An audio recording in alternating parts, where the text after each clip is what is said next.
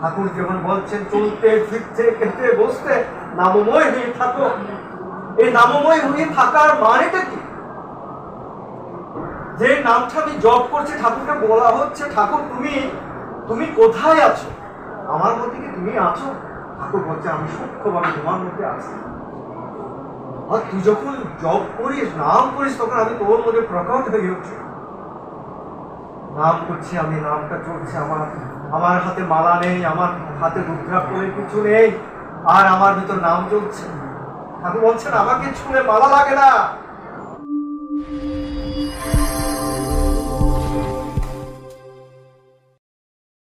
উপস্থিত পরম প্রেমময় শ্রী ঠাকুরের বার্তাবাহী সভাপতি ঋত্বিক দেবতা শ্রী ভবতোষনাথ মহোদয়, যার অত্যন্ত সারগর্ভ ঠাকুরের কথা যিনি পরিবেশন করেছেন, দাদা একজন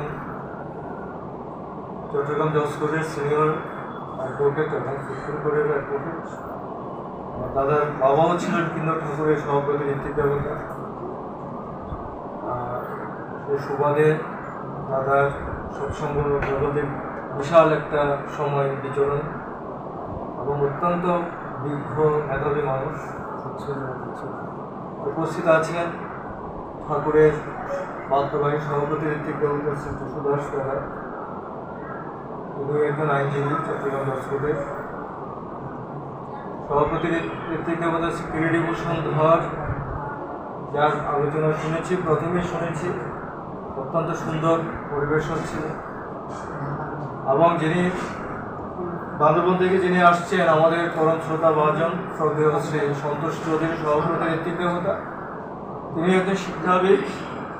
পার্বত্য অঞ্চলে তিনি দীর্ঘ সময় যিনি শিক্ষকতার পেশায় ছিলেন, অনেক মানুষকে মানুষ করেছেন। সেই দাদা গতকালকেই আসছেন, আর একটা সৎসঙ্গ ছিল পটিয়াতে। এই বৃদ্ধ বয়সেও তিনি ছুটে চলেন ঠাকুরের কাজে, শ্রদ্ধা রইল দাদার প্রতি। এবং রয়েছেন ঠাকুরের অধৈর্য বাবলুচন্দ্র এবং যাজক লিটন পাল, এবং এই পরিসরে যারা দাদারা রয়েছেন এবং মাতৃমণ্ডলী রয়েছেন, সকলের প্রতি আমার প্রণাম এবং আশীর্বাদ জানাই। ঠাকুরের দীর্ঘক্ষণ কথা আপনারা শ্রবণ করেছেন।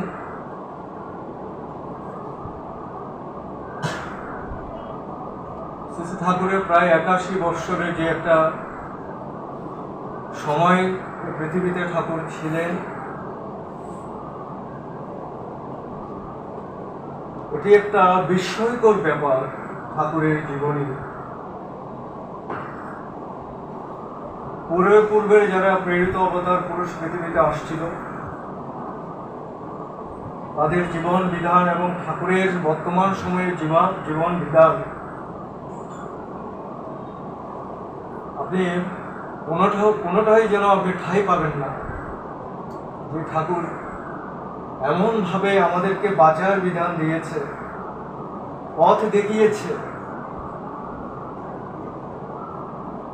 ঠাকুর যেমন বলছেন, যার কথা বলতে আনন্দ, শুনতে আনন্দ, যার কথায় হৃদয় উঠলে উঠে, আমি নিশ্চয়ই বলছি তুমি মঙ্গলের অধীনে রয়েছ।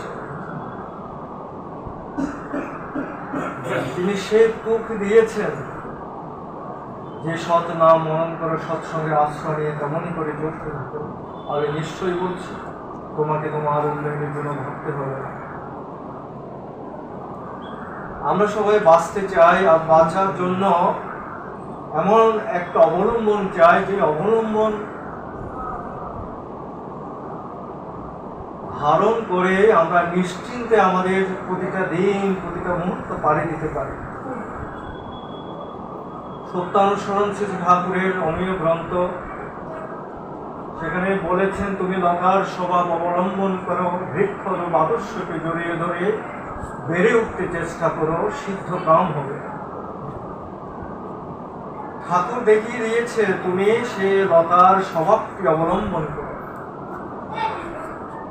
লতার স্বভাবটা কেমন ছিল? একটা লতা, একটা শিম গাছে যখন আমরা যখন মাটিতে যখন আমরা লাগিয়ে দিই তখন তার আশেপাশে আমরা কিছু একটা আমরা বাঁশের পুঁথি বা কোনো একটা কিছু আমরা পাশে দিই। কেন দিয়ে দিই? কারণ আমরা জানি লতা যখন বেড়ে উঠবে তখন কিছু একটাকে পেঁচিয়ে পেঁচিয়ে সে বেড়ে উঠবে।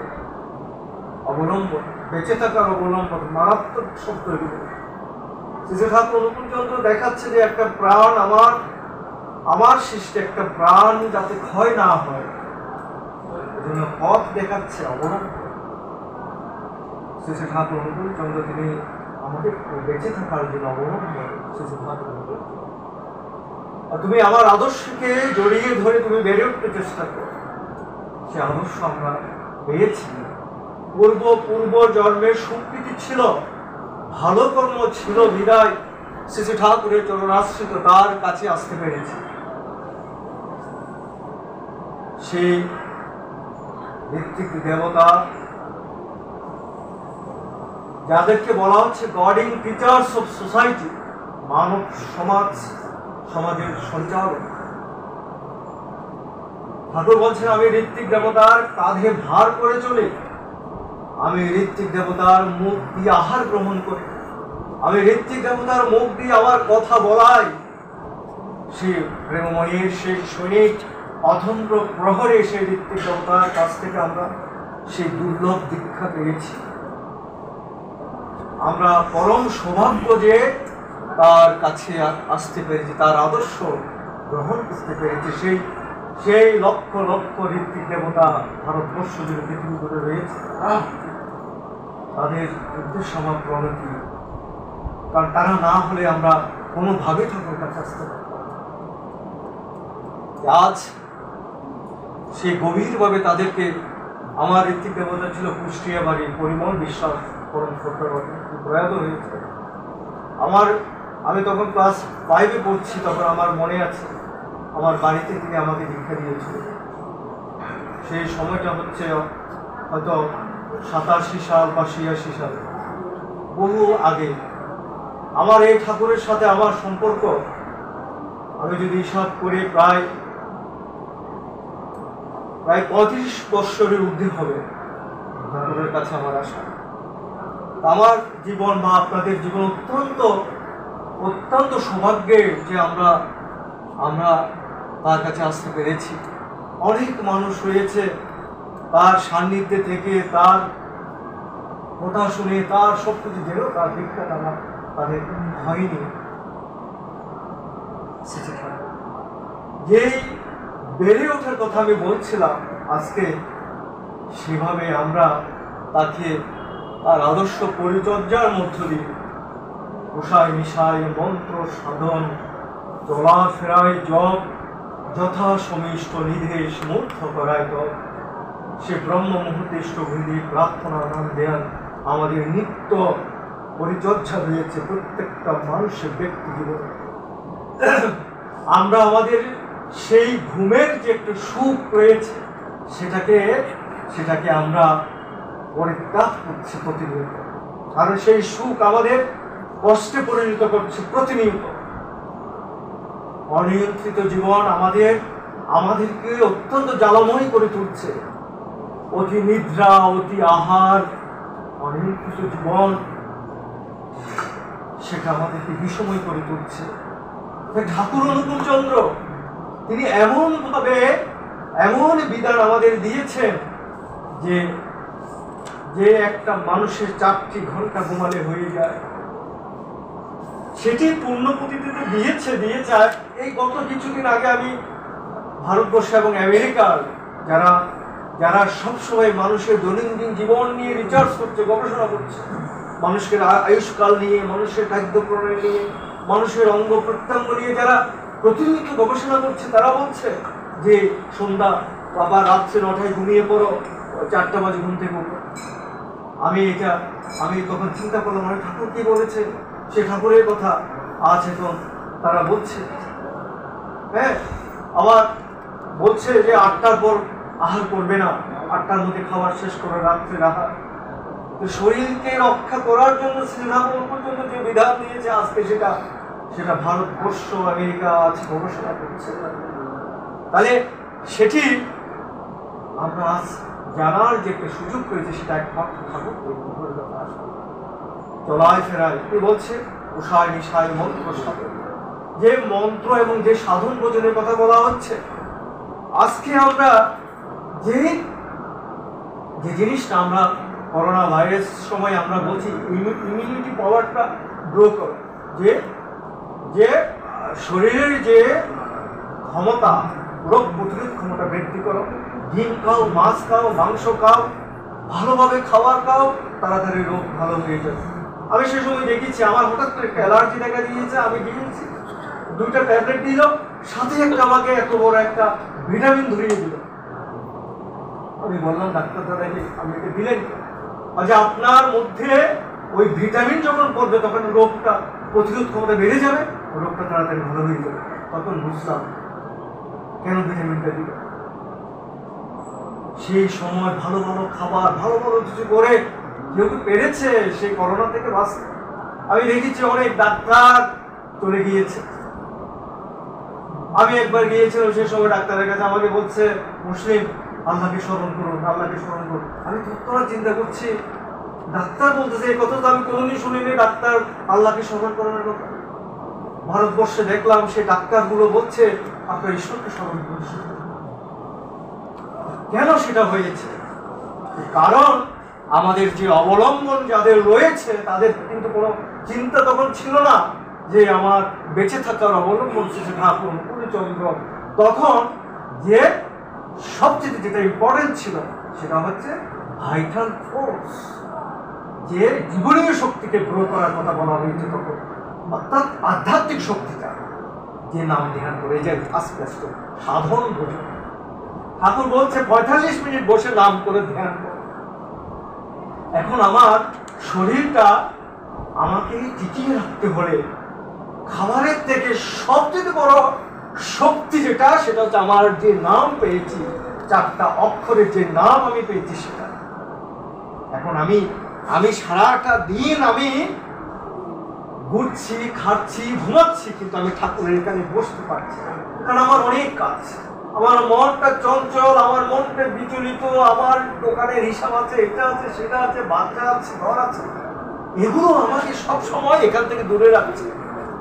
তাহলে দেখবেন আপনি প্রতিনিয়ত ওই বিপদের সম্মুখীন হওয়ার সময়টা আপনার খুব দ্রুত গড়িয়ে আসছে। কারণ আপনার যেটা প্রয়োজন সেটা হচ্ছে আগে এখানে বসে পড়ুন। সকালে পারেন, দুপুরে পারেন, রাত্রে পারেন, ওই উষায় নিশার কথা বলছে সেই সময়ে পারেন 45 মিনিট বসে নির্বিঘ্নে আপনি ঠাকুরের সেই অজপার নামটা করতে থাকুন। প্রতিটা দিন, একটা দিন আপনি কোনোভাবেই আপনি মিস করবেন। দেখেন আপনার মধ্যে যে একটা পরিবর্তন ঘটছে, আপনার মধ্যে যে পরিবর্তনটা ঘটছে সেটা আপনাকে, আপনার মন, আপনার মানসিকতা, আপনার যে বলেন ডায়াবেটিস বলেন, আপনার প্রেশার বলেন, আপনার এগুলো আপনাকে অনেক সরে যাচ্ছে। বাঁচার বিধান, বাঁচতে নরের যা যা লাগে দায়িত্ব নিয়েই ধর্ম যাবে। এই যে বাঁচতে হলে বাঁচার বিধান মেনেই তবে চলতে হবে। বাঁচার বিধান তো মানতে হবে। সকালে স্টুডি যে করেছেন, এরপরে থানকুনি পাতা, আদা গুনগুনি পাতা, শিশু ঠাকুর বলছেন এই আদা গুনগুনি পাতা 80টা রোগের কাজ করে। একটা ডাটা সহ একটা পাতা তুমি খাবে, কি হবে? আমাদের শরীরে যারা ভেজিটেরিয়ান আছে, যারা নন ভেজ আছে, যারা আমিষ বা নিরামিষ, প্রত্যেকটা খাবারের মধ্যে বিষাক্ত পদার্থ রয়েছে, যেটা আমাদের শরীরে টক্সিন নামে একটা পদার্থ সৃষ্টি করছে। এই টক্সিন কি হচ্ছে? আমাদের শরীরে বিভিন্ন রোগের সৃষ্টি করছে শরীরের মধ্যে। ঠাকুর বলছে ওই একটা থানকুনির পাতার রস তোমার শরীর থেকে বিষাক্ত পদার্থ বেরিয়ে করে দিচ্ছে। এখন দেখেন ঠাকুর কিরকম একটা ওষুধ আমাদের দিয়েছে, মেডিসিন। একটা থানকুনি পাতা কত শক্তিশালী সেই ওষুধ এসে পাতাটার মধ্যে, সেই রসটার মধ্যে রয়েছে। আপনারা কাল থেকে সেটা খাবেন। ঠাকুরের কথা, হ্যাঁ, তার প্রাত একটু হাঁটার কথা বলেছেন। এই বিধানগুলোর মধ্যে আমরা প্রতিনিয়ত সুস্থ থাকতে পারি। আমরা প্রতিদিন ভালো থাকতে পারি। ঠাকুর যেমন বলছেন, চলতে ফিরতে খেতে বসতে নামময় হয়ে থাকো। এই নামময় হয়ে থাকার মানেটা কি?